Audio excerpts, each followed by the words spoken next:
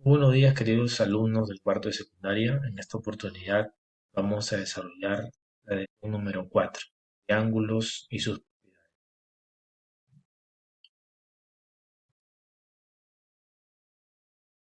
Vamos en primer lugar a recordar aquí los teoremas fundamentales del triángulo, ¿no? Para poder posteriormente después resolverlos.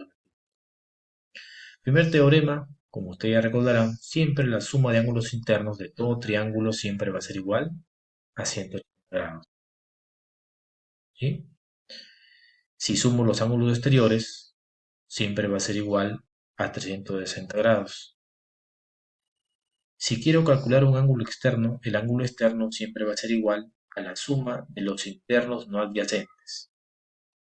Este ángulo X es externo y tiene el adyacente que está aquí. Y como ustedes saben, este externo con el adyacente suma 180. Pero este X solo siempre va a ser igual a la suma de los otros dos interiores no adyacentes. En este caso, al teorema de la existencia.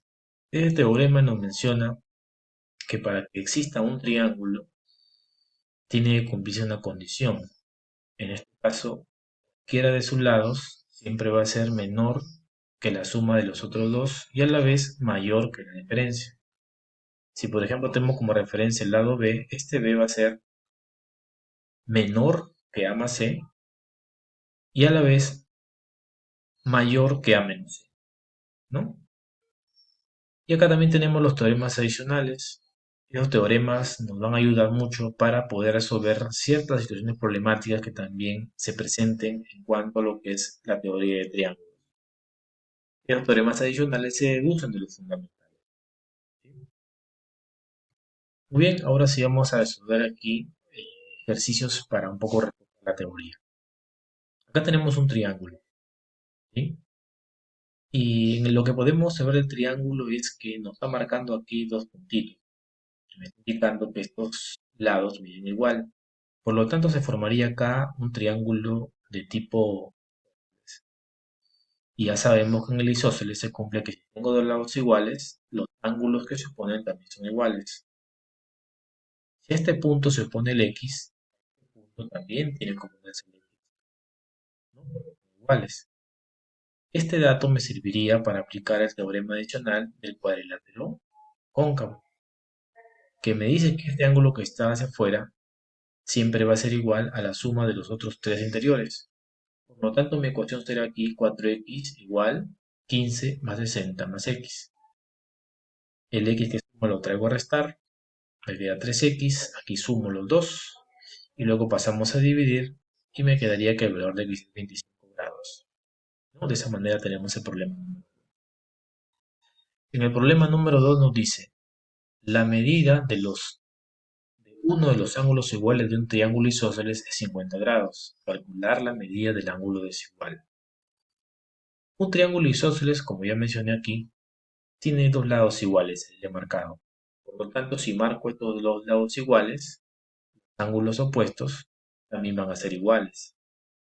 Y como me dice que uno es 50, el otro también tiene que ser 50.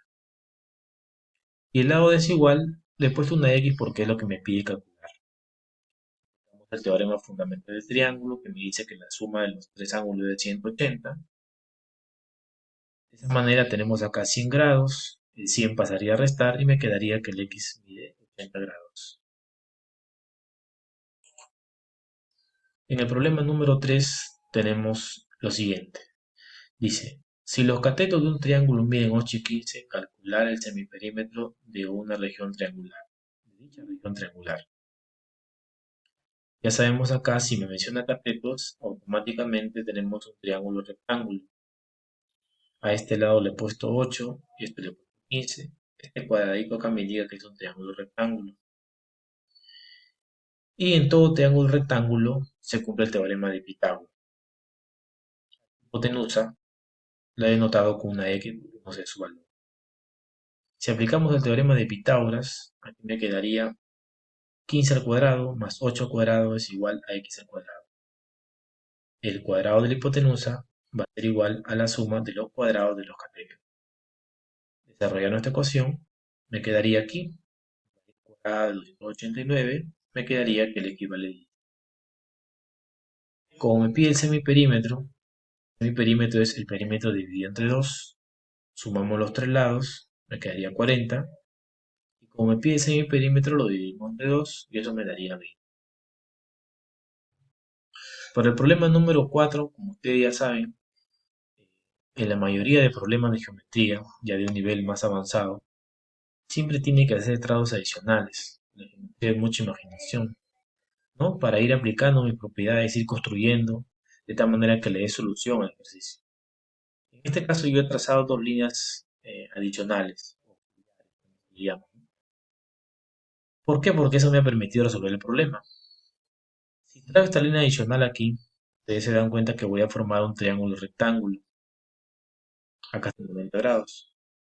Si este ángulo mide 56, el de acá tiene 74, porque ya sabemos que los ángulos agudos siempre suman 90 en un triángulo rectángulo. Pero si bajo aquí esta línea auxiliar, también puedo demostrar de que este ángulo es igual que el de acá, porque son ángulos opuestos por el vértice, por lo tanto son iguales, si acá es 90, acá es 90. ¿Y para qué me sirve eso? Para demostrar que acá también se forma un triángulo rectángulo. Y como sabemos que los ángulos agudos suman 90 y acá tengo 34, el de acá sería 56. Y miren, con eso también demuestro que estos lados son paralelos, este lado con este lado. Sin que me diga el problema, se demuestra eso. Claro, si me hubiera dicho, lo hubiera hecho más rápido, ¿no? En este caso lo he demostrado. Una vez que tengo esta figura, ustedes se dan cuenta y la comparo con esta forma, tiene este parecido, ¿no? Por lo tanto, le voy a aplicar este teorema adicional, el teorema del pescadito que le llaman, que me dice que la suma de dos ángulos interiores opuestos va a ser igual a la suma de los exteriores. Esto en este de coordenadas. Por lo tanto, acá tengo los interiores de 50 más 84 es igual a 4x más x. De esa manera, sumaría acá me quedaría 140, aquí tendría 5x, vamos a dividir, me quedaría que le es igual a 21. Muy bien, alumnos, de esa manera hemos terminado de explicar los ejercicios de la práctica.